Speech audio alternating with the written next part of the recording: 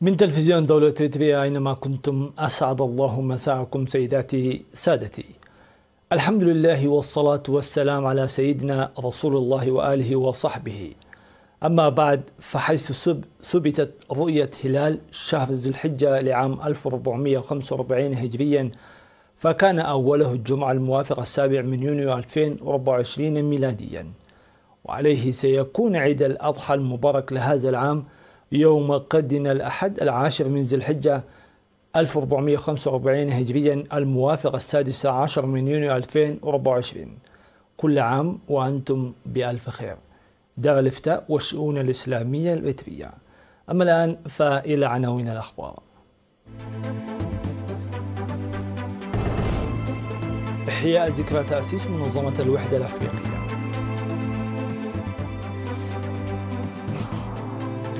الاحتفال باليوم العالمي للتبرع الطوعي للدم.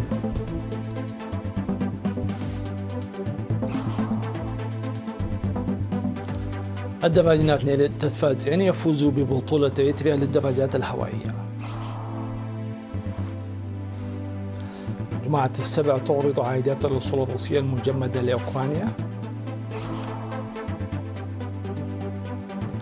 الصين تحث الاتحاد الأوروبي على إعادة التفكير في التعريفات الجمركية. تركيا وإسبانيا توقعان اتفاقات عقب قمة حكومية.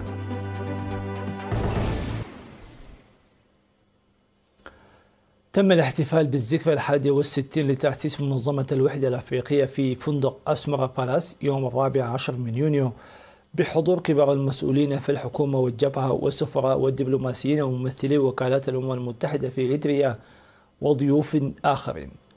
وأشار وزير الشؤون الخارجية السيد عثمان صالح في كلمته في المناسبة إلى الأهمية التاريخية لهذا اليوم الذي يصادف مرور 60 عاما على تأسيس منظمة الوحدة الأفريقية و20 عاما على التحول إلى الاتحاد الأفريقي، موضحا في الوقت الذي ينتهي فيه النظام العالمي الأحادي فقد آن أوان ضمان قارة أفريقيا مكانها الصحيح في هذا الوقت الانتقالي. وقال الوزير عثمان أن مشاكل القارة الأفريقية تحل فقط بالأفارقة، مشيرا إلى أن الاتحاد الأفريقي لا يسير بالوتيرة المطلوبة ولأن اعتماده على التمويل الأجنبي يجعله عرضة للتدخلات. وأوضح أن الحكومة الإريترية تؤمن إيمانا راسخا بأن تأمين أفريقيا القوية مقعدها في مجلس الأمن يمكنها من القيام بدورها المنوط في خلق عالم أفضل. وقال سفير جمهورية جنوب أفريقيا سيد كومشا في كلمته في الحفل المنظم بتعاون وزارة الشؤون الخارجية وسفارات الدول الأفريقية في إريتريا أن أفريقيا التي تعمل في مواجهة تحديات الفقر وعدم المساواة وتغير المناخ وعدم الاستقرار السياسي يمكنها بناء أفريقيا مزدهرة بالعمل المشترك واغتنام فرص التقنية الحديثة والطاقة المتجددة وتمكين الشباب وعملنا معا.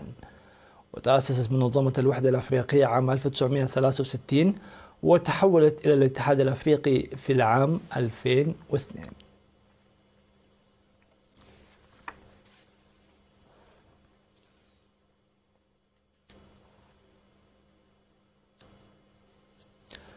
تم الاحتفال بال14 من يونيو اليوم العالمي للتبرع بالدم للمرة العشرين على مستوى البلاد. وقال المدير الطبي لبنك الدم الوطني في إريتريا الدكتور يوهانس تخسته أن الأهداف الرئيسية لهذا اليوم هي تقديم شكر للمتبرعين بالدم وتعزيز أنشطة التوعية لزيادة مساهمة الشباب وزيادة الوعي العام حول الفوائد والأهمية للتبرع المنتظم والطوعي بالدم وعكس أنشطة بنك الدم الوطني. وأضاف الدكتور يوهانس أنه تم إنجاز العمل لضمان إمدادات الدم ومنتجات الدم الآمنة والفعالة والكافية، مشيرا إلى أن التبرع الطوعي للدم الذي كان يغطي 63% ارتفع إلى 100%. وأوضحت رئيسة الجمعية الوطنية للمتبرعين الطوعيين للدم السيدة آلن برهه أن الجمعية تعمل جاهدة لإنجاح العمل الذي تقوم به الحكومة لتوظيف الموارد وخلق بيئة ملائمة لرفع كمية الدم المتبرع به من الطوعيين. وتم في المناسبة التي شهدت فعاليات فنية توزيع الشهادات على الفائزين في مسابقة المعلومات العامة والمساهمين لتنظيم البرنامج.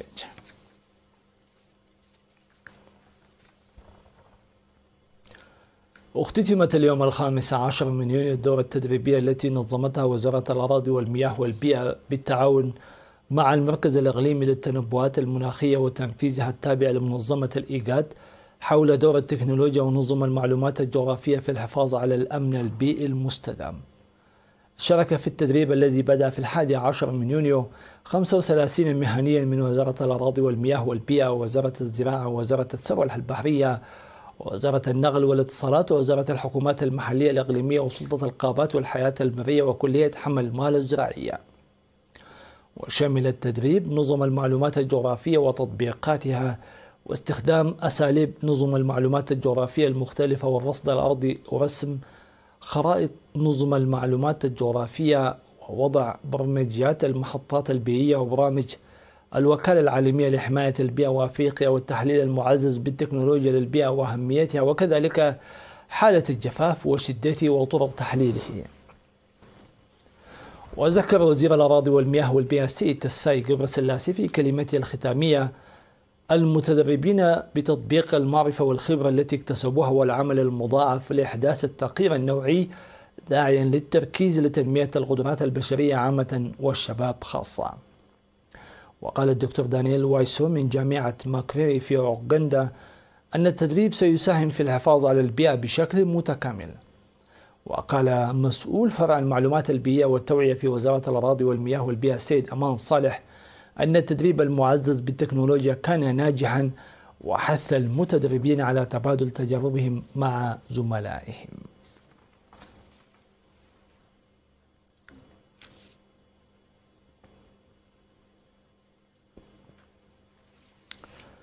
تجري أنشطة رعاية أشجار واسعة في مصوع بتضافر جهود الشعب والجيش وعمال المؤسسات الحكومية والطلاب بمناسبة ذكرى 20 من يونيو يوم الشهداء.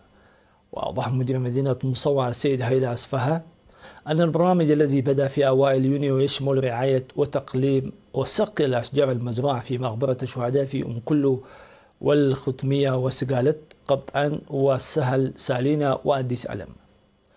تشارك في أنشطة النفير وزارة الثروة البحرية والشركة الساوة للإنشاءات والمرافق الخدمية والجيش الشعبي والاتحاد الوطني للشباب والطلبة وميناء مصوع وطلاب المرحلة الثانوية وآخرون.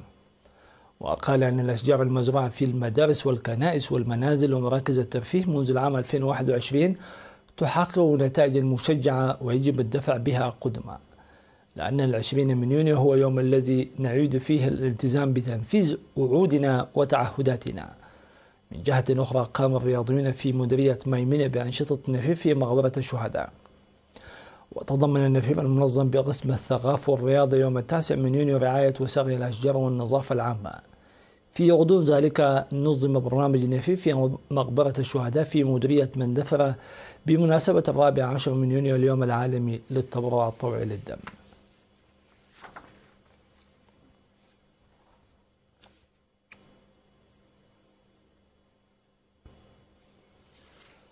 توج عضو نادي الإريتريا الأمريكي المتسابق الإريتري ناثانييل تسفاتين ببطولة إريتريا للدراجات على الطريق لعام 2024 اليوم الأحد.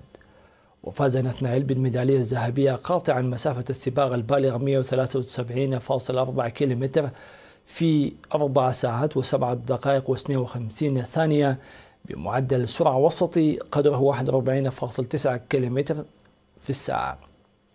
وحصل دراج نادي وان تيريوس تيتشورد البلجيكي الدراجة الإريتري خليل الرفايني المركز الثاني، وعضو نادي ترينغانو الماليزي متكليوب على المركز الثالث لينال الميداليتين الفضية والبرونزية.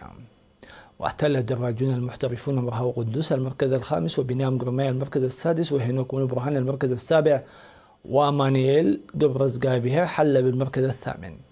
وفي فئة الرجال تحت 23 عاما احتل أخليل الرفايني المركز الأول وزميله موائل قرمي في المركز الثاني وعضو إريتيل يافيت مولجيتا في المركز الثالث.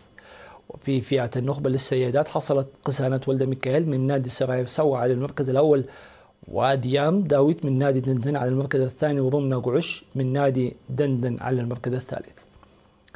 وكان دراجة مانييل قبرز قايبهر عضو نادي الإريتريا الأمريكي قد فاز بالميدالية الذهبية في سباق ضد الساعة المنظم يوم 13 من يونيو ضمن بطولة فيتبا للدراجات الهوائية بقطع مسافة السباق البالغة طوله 36 كيلومتر في زمن بلغ 43 دقيقة و32 ثانية، بينما فاز هنوك مولبرهان وبنيام غرماي بالميداليتين الفضية والبرونزية. سيداتي سادتي إلى فاصل ومن ثم نوفيكم بالأنباء العالمية.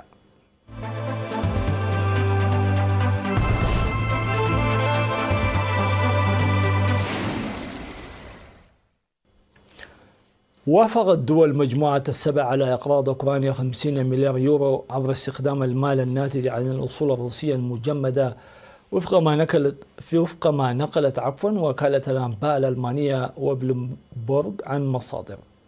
ومن المزمع أن تبدأ المساعدات الجديدة في الوصول لأوكرانيا بحلول نهاية العام، في حين يتوقع أن تدعم الخطة كييف على المدى المتوسط وتساعد في تغطية احتياجاتها التمويلية حتى عام 2025 وما بعده.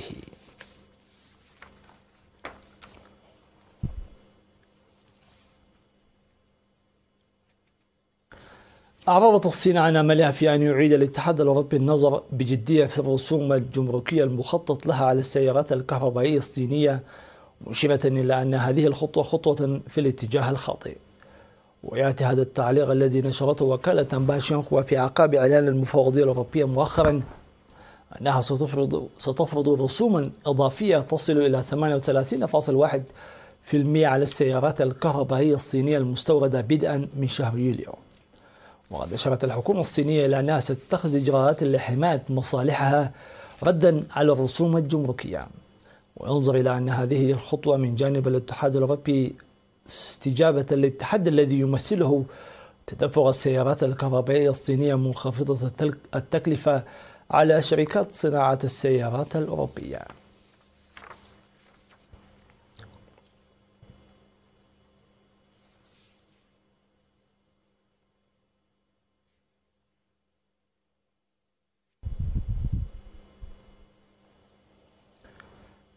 وقعت تركيا وإسبانيا مذكرة تفاهم واتفاقيات بحضور الرئيس التركي رجب طيب أردوغان ورئيس الوزراء الإسباني بيدرو سانشيز على هامش القمة الحكومية الثامنة للبلدين، وعقب الاجتماعات الفردية والمشتركة بين وفدي البلدين في قصر مونكولو بالعاصمة مدريد، وقيمت مراسم توقيع اتفاقيات متنوعة. وقع البلدان 11 اتفاقية ومذكرة تفاهم في مجالات الطاقة والزراعة والصناعة والعمل والتعليم والتجارة والتعاون العلمي والتكنولوجي.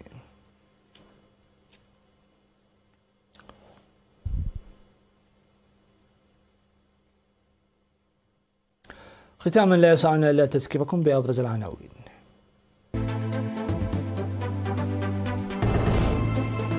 إحياء ذكرى تأسيس منظمة الوحدة الأفريقية. الاحتفال باليوم العالمي للتبرع.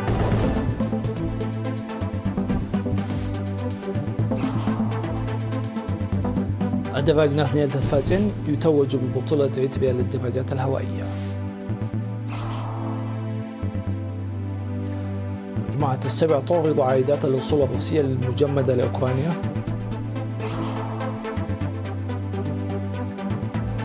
الصين تحث الاتحاد الأوروبي على إعادة التفكير في التعريفات الجمركية.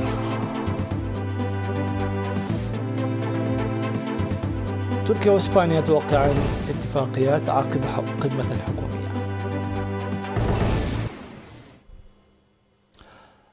كل عام وأنتم بألف خير ودمتم في أمان الله وحفظه.